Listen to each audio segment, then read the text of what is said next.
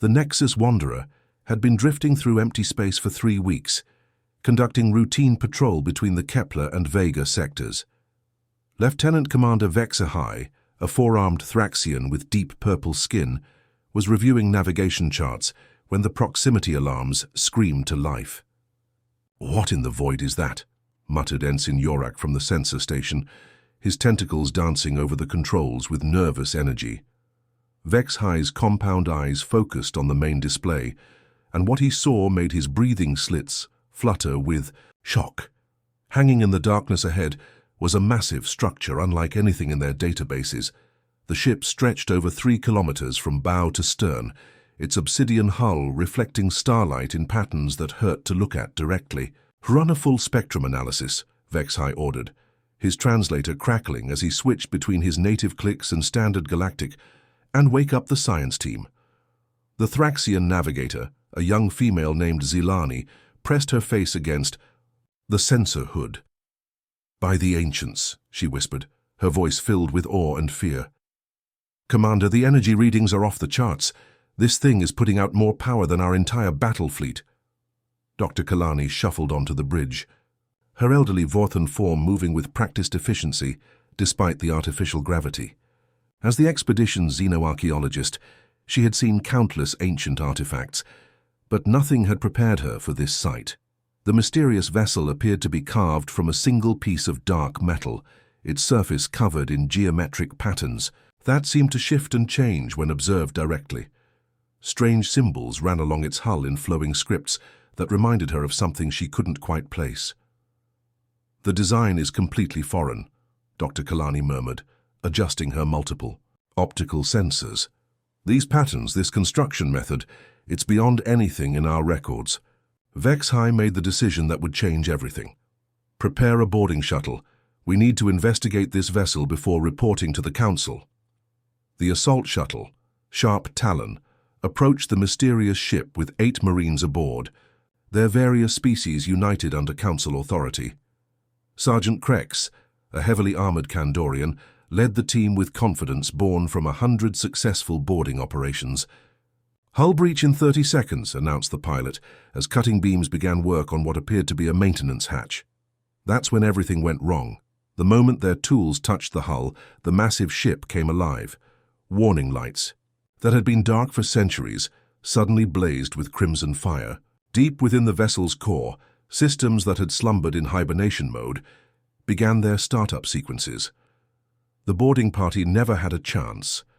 Point defense turrets emerged from hidden compartments along the hull with fluid grace. These weren't the crude projectile weapons or simple energy beams found on Council ships.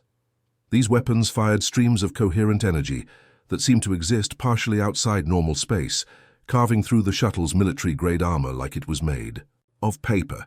"Evasive maneuvers," screamed Sergeant Krex as his shuttle bucked and twisted, trying to escape the impossible accuracy of the defensive systems. Explosions bloomed around them as 2 other shuttles were reduced to expanding clouds of superheated plasma. The Sharp Talon barely made it back to the Nexus Wanderer, its hull scarred and smoking, carrying only 3 survivors out of the original 8 Marine team. "What kind of technology is this?" HFY demanded, as the medical team rushed the wounded to the infirmary. "Our intelligence reports don't mention anything like this in any known species arsenal." Dr. Kalani had been studying the recorded footage of the encounter, her aged fingers trembling as she cross-referenced the hull markings with her vast digital library. Suddenly her eyes widened with recognition and terror. "Commander, I need to speak with you privately," she said, her voice barely above a whisper. In the privacy of the commander's quarters, Dr. Kalani pulled up a file that had been classified for over 2 millennia. Ancient texts spoke of a species that had once walked among the stars, builders of impossible technologies who had vanished from known space during the Great Silence.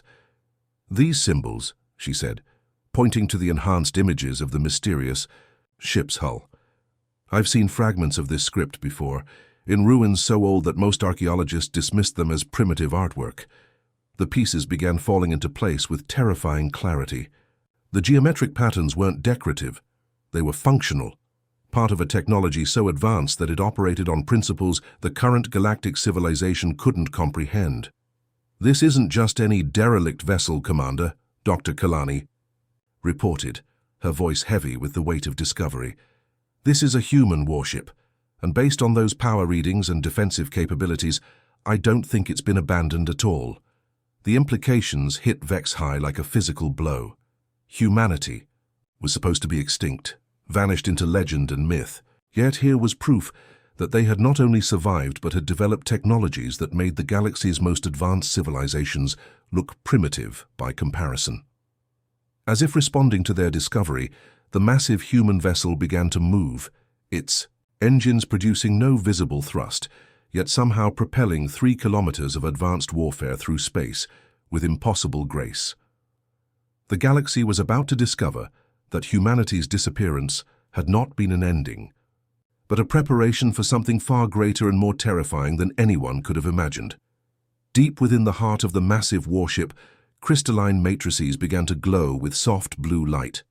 The quantum crystalline core, a marvel of human engineering that existed partially in higher dimensions, pulsed with renewed energy after centuries of hibernation. Neural pathways carved from living crystal started firing in complex patterns, awakening something that was both more and less than human. Commander Han Sol Kim felt consciousness return, like warm sunlight breaking through winter clouds. His awareness expanded from a single point to encompass the entire 3-kilometer vessel. Every sensor became his eyes, every weapon system his hands, every shield generator his protective instincts.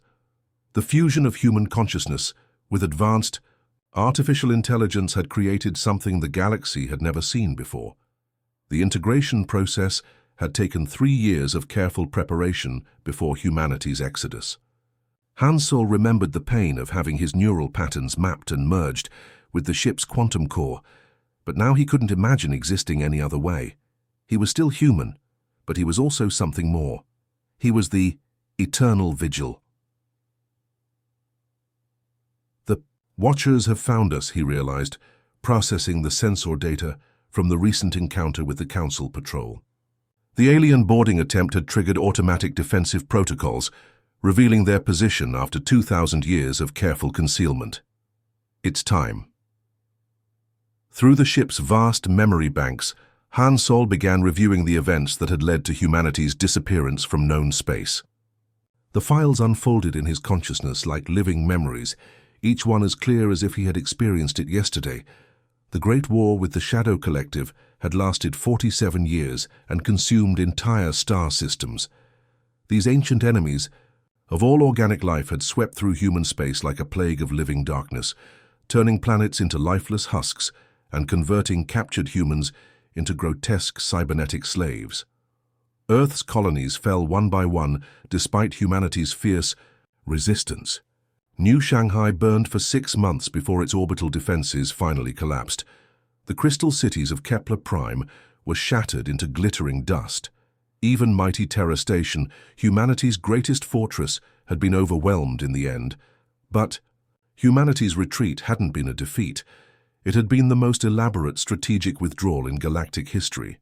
While the Shadow Collective celebrated their apparent victory, humanity had been quietly evacuating their most brilliant minds, their most advanced technologies, and their greatest warships beyond the galactic rim. They established hidden colonies in the dark spaces between galaxies, spending centuries developing weapons and technologies that would ensure such devastation could never happen again. The Eternal Vigil was one of 12 Guardian vessels left behind, hidden in the deep void to watch for signs of the ancient enemy's return. Each ship carried within its quantum core the preserved consciousness of humanity's greatest military commanders, ready to awaken when the galaxy needed them most. Han Sol's contemplation was interrupted by the familiar presence of his second-in-command materializing on the bridge. Lieutenant Yejin Park appeared as a shimmering holographic projection, her image constructed from pure energy, but somehow more real than flesh and blood. "Sir, I've completed the long-range sensor sweep," she reported, her voice carrying the same crisp efficiency she had possessed in life. The situation is worse than we anticipated. Yejin had been Han Solo's most trusted officer during the Shadow War, a tactical genius whose ability to predict enemy movements had saved countless lives. When the integration process began, she had volunteered to become part of the ship's command structure, her consciousness woven into the vessel's targeting and navigation systems. "Show me," Han Solo commanded, and the bridge transformed around them into a three-dimensional map of the galaxy. Red warning indicators pulsed at the galaxy's outer edges, marking disturbances in space-time that could only mean one thing. The Devourers were stirring in the cosmic deep, their massive hive ships beginning to move after eons of dormancy. Movement detected in the Andromeda approach vector, Yejin continued, highlighting areas where reality itself seemed to be warping. Energy signatures match historical data from the Shadow War. The old enemy has returned, and they're stronger than before. Han Solo felt a chill that had nothing to do with the ship's environmental systems. The Devourers weren't just another hostile alien species. They were something far worse, entities from the spaces between realities that existed only to consume and destroy. They had been the true masters behind the Shadow Collective, using the cybernetic hordes as disposable tools in their war against all organic life. "How long before they reach the galactic core?" he asked, though he already suspected the answer. "At current velocity, 18 months. Maybe less if they've developed new propulsion systems." The weight of command settled on Han Solo's shoulders like an old familiar coat. Humanity had spent 2 millennia preparing for this moment, developing technologies that pushed the boundaries of known physics. They had evolved beyond their original forms, becoming something that could stand against the cosmic horror that approached. But first, they would need to reveal themselves to a galaxy that had forgotten humanity ever existed. The other species would resist, fear what they didn't understand, and try to maintain their comfortable illusions of security. "Begin activation of the beacon network," Han Solo ordered. "Send the awakening signal to all Guardian vessels. It's time to call our brothers and sisters home." The Eternal Vigil began broadcasting on frequencies that existed outside normal spacetime, reaching across impossible distances to sleeping human fleets. Ancient agreements made in desperation would soon be honored. Humanity's exile was ending, and with it, the galaxy's age of innocence. Whether the other species were ready or not, the children of Earth were coming home to reclaim their birthright and face the darkness that followed close behind. The Galactic Council's response was swift and overwhelming. Within 72 hours of the first encounter, over 200 warships from across known space converged on the coordinates where the mysterious human vessel waited. The assembled fleet represented the combined military might of 17 different species, each bringing their most advanced weapons and battle-tested crews. Admiral Thornex, a towering Cytherian with metallic scales and 4 powerful arms, commanded the operation from his flagship, Sovereign Justice. His species had dominated galactic politics for over 800 years through superior firepower and ruthless efficiency. The idea that a single unknown vessel could threaten Council authority was beyond his comprehension. "All ships maintain formation Delta 7, Thornex commanded through the fleet communications network. His voice carried the authority of someone who had never lost a battle. "Surround the target vessel. Whatever primitive technology they're using will overwhelm them with sheer numbers." The fleet spread out in a perfect sphere around the Eternal Vigil, weapons powered and shields at maximum strength. Dreadnoughts bristling with plasma cannons took positions alongside sleek destroyer squadrons and heavily armored assault carriers. The combined firepower could have glassed entire planets. From his command center, Admiral Thornex studied the human vessel with growing irritation. It hung motionless in space, showing no signs of fear or preparation for battle. No additional shields powered up, no weapon systems activated, no distress calls transmitted. The arrogance was infuriating. "Unknown vessel," Thornex broadcast, on all standard frequencies, his translator rendering his harsh clicks into standard galactic.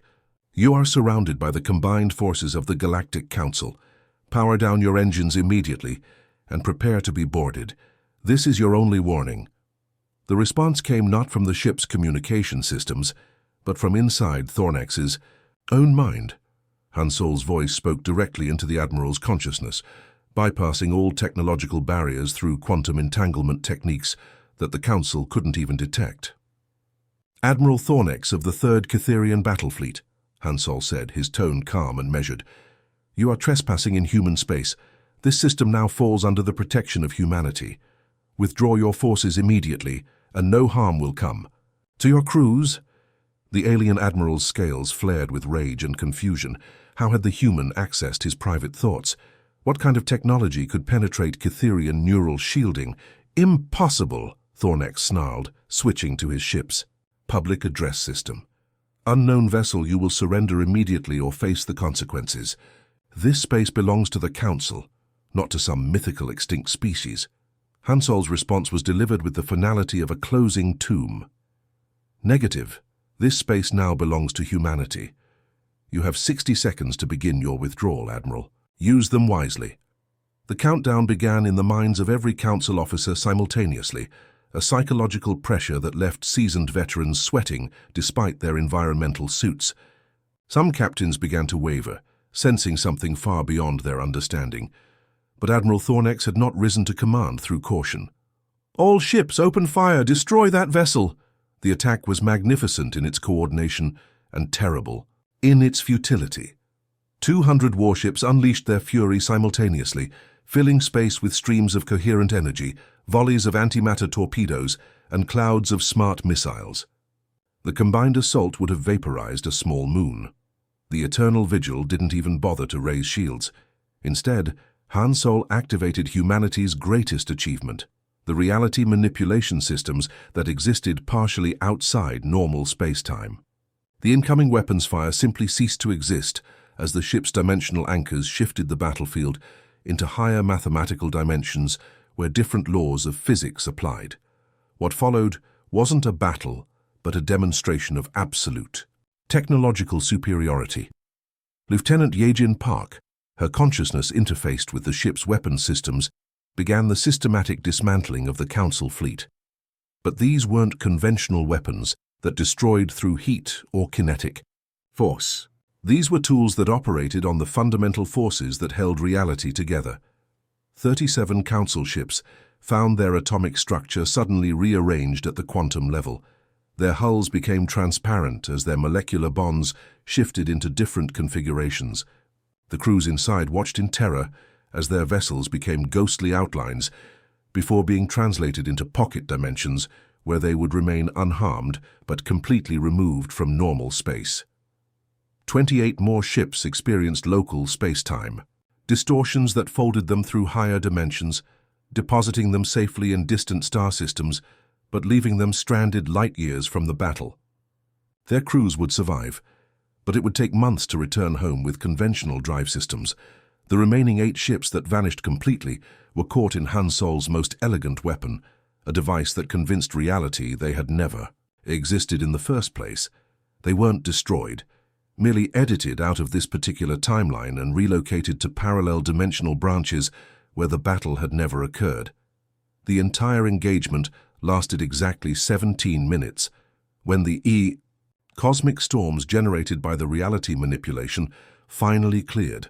Less than half the Council fleet remained. The survivors hung motionless in space, their crews staring in stunned silence at the human warship that had casually rewritten the laws of physics around them. Admiral Thornex found his voice first, though it came out as barely a whisper. "What? Are you?" Han Solo's response reached every surviving ship simultaneously, broadcast through quantum channels that penetrated every communication system in the galaxy. His words would be heard on every inhabited world within hours, carried by automated relay stations that couldn't be blocked or filtered.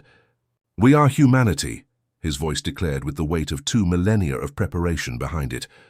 "We were the first to walk among the stars, and we have returned to reclaim our birthright. For too long, this galaxy has lived in ignorance of the threats that approach from the deep void.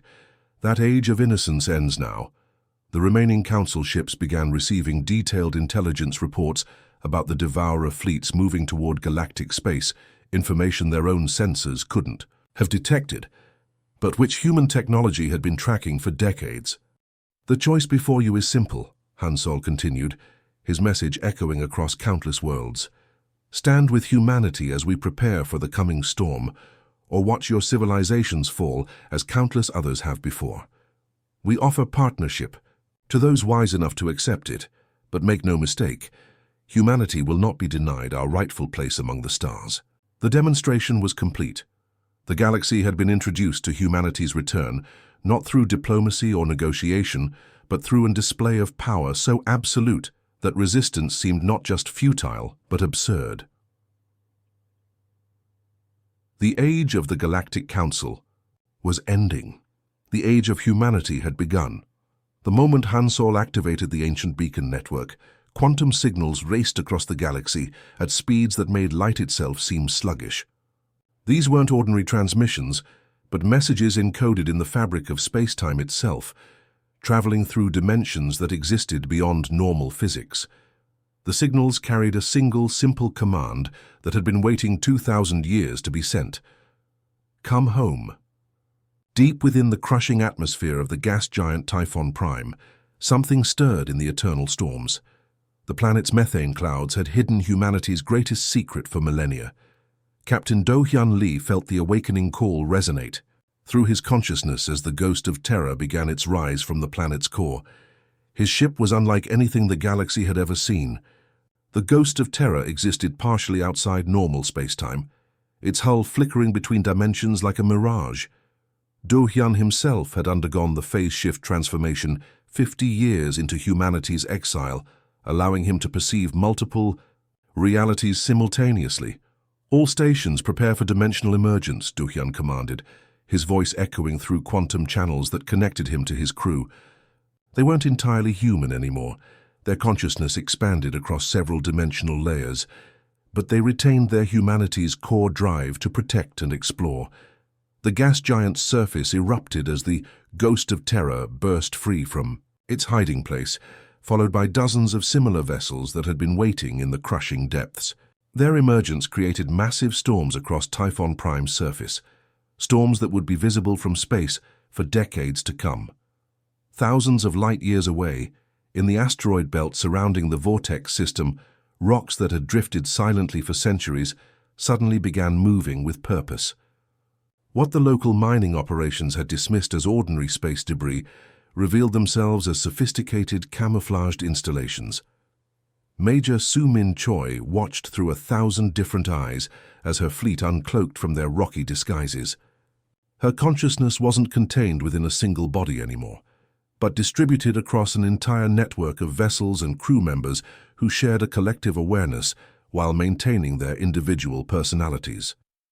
"Primary awakening sequence initiated," she announced, her thoughts flowing instantly to every ship in her command.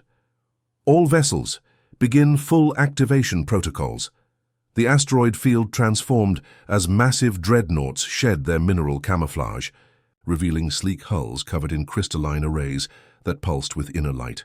These ships had been grown rather than built, their organic components cultivated over centuries from hybrid human crystal matrices that allowed them to heal damage and adapt to new threats. Her crew had evolved far beyond baseline humanity, their genetic code rewritten to interface directly with their living ships.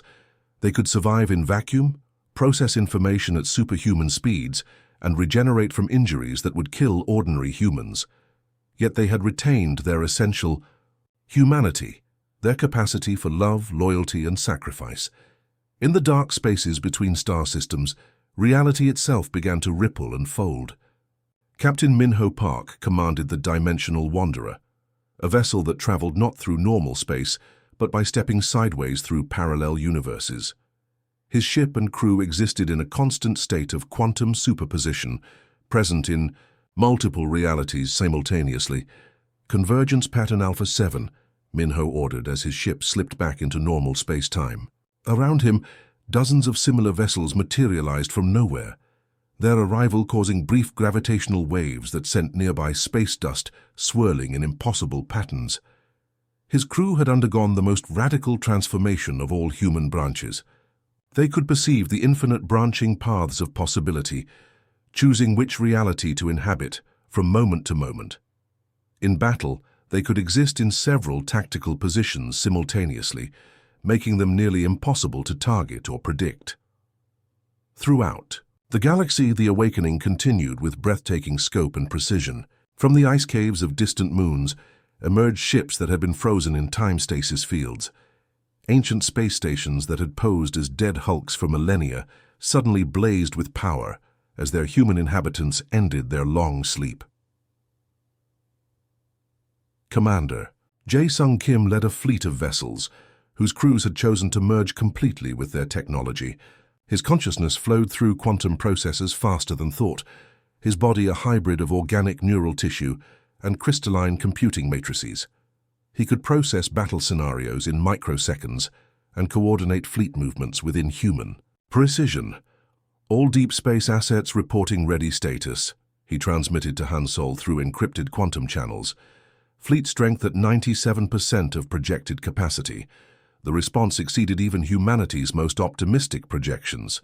Within 6 hours of the initial signal, over 3,000 human vessels had revealed themselves across known space. Each ship represented a different path of human evolution, different solutions to the challenges of survival in a hostile galaxy. Some crews had embraced genetic modification, transforming themselves into beings capable of surviving in any environment. Others had merged with artificial intelligence, creating hybrid consciousnesses that combined human creativity with computational power. A few had learned to manipulate the fundamental forces of reality, becoming more energy than matter, yet all remained unmistakably human in their core values and motivations.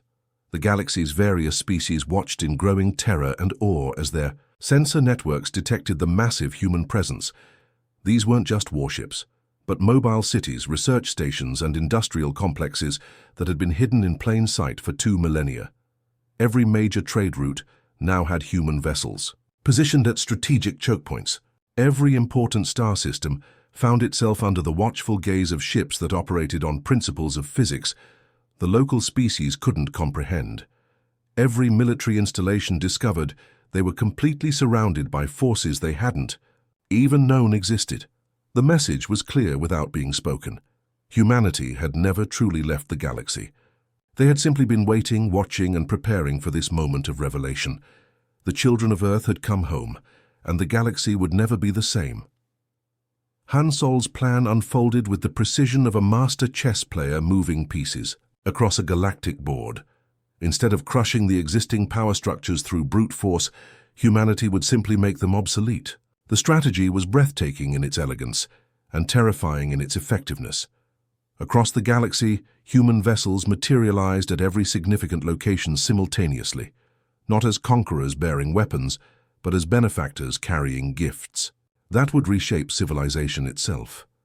The timing was perfect, coordinated through quantum communication networks that operated faster than light itself. On the mining world of Kepler-7, where the native Vorthak had struggled for generations to extract precious metals from their planet's toxic core, Captain Ji-Woo Nam arrived aboard the Prometheus Rising. His ship descended through the poisonous atmosphere with grace that defied the planet's crushing gravity and corrosive storms. The Vorthak delegation that met him was suspicious and fearful, their chitinous shells clicking nervously as they approached. The human vessel. These insectoid beings had heard rumors of humanity's return, but seeing a human ship firsthand left them speechless.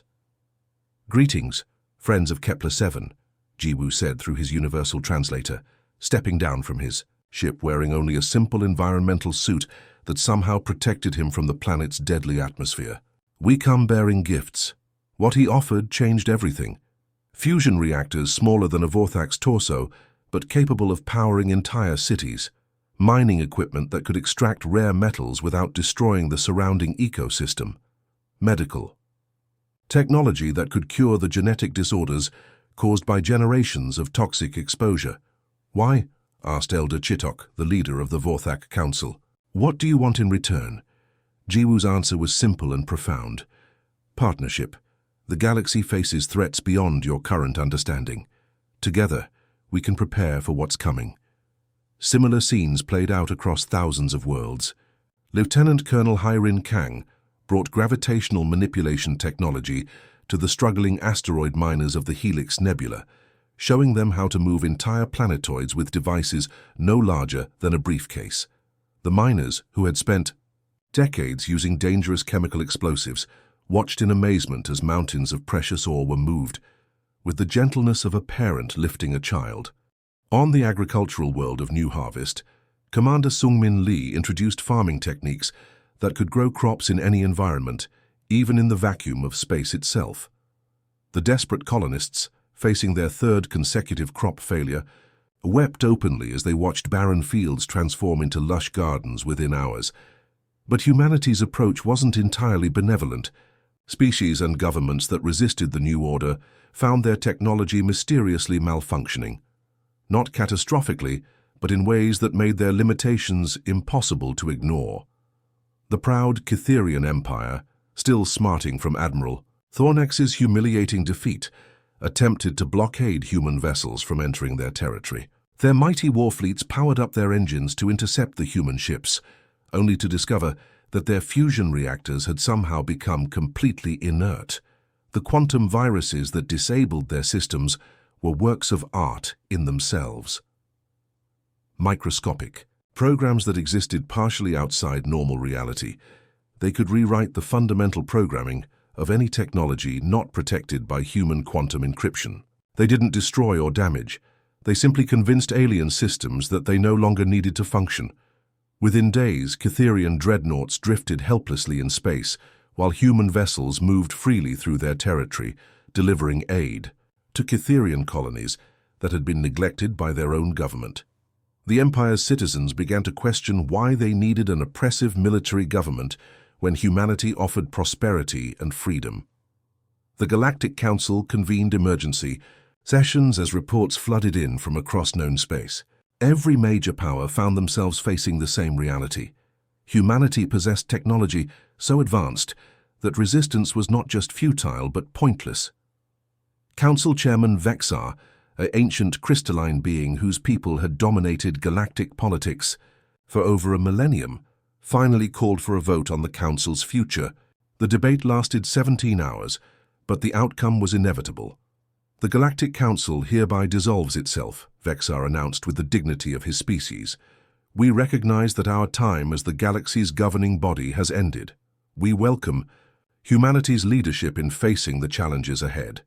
The transition happened with surprising smoothness. Rather than seizing control through force, humanity invited every species to join the new human commonwealth as equal partners. The terms were generous. Each species would retain their cultural identity and govern their own worlds, while contributing their unique abilities to the collective defense against the approaching threat. The Vorthak became the Commonwealth's master engineers, their natural ability to work in toxic environments, making them invaluable for constructing defenses in hostile regions of space. The Thraxians, with their natural talent for navigation, took charge of mapping the quantum pathways that human ships used for faster-than-light travel. Even the proud Cytherians found their place, their warrior culture perfectly suited for the elite forces that would face the coming darkness. Admiral Thornex himself requested to serve under human command, his tactical brilliance enhanced by human strategic planning. But as the Commonwealth grew stronger, long-range sensors detected ominous movement in the dark spaces between galaxies. The Devourers were stirring from their eons-long slumber, vast hive minds that existed only to consume and destroy. Their scout fleets were already probing the galaxy's outer defenses, testing for weaknesses. Han Sol stood on the bridge of the Eternal Vigil, now the flagship of the Commonwealth fleet, watching the sensor displays with grim satisfaction. 2,000 years of preparation had led to this moment. Humanity had united the galaxy, not through conquest but through hope, creating an alliance stronger than any empire built on fear. The ancient enemy approached with the inexorable hunger of cosmic locusts, but they would find this galaxy very different from their previous meals. Humanity had returned, bringing with them allies, technologies, and determination that would light the darkness itself on fire. The real war was about to begin, but for the first time in galactic history, the forces of life and creation stood united against the forces of entropy and death. The end. The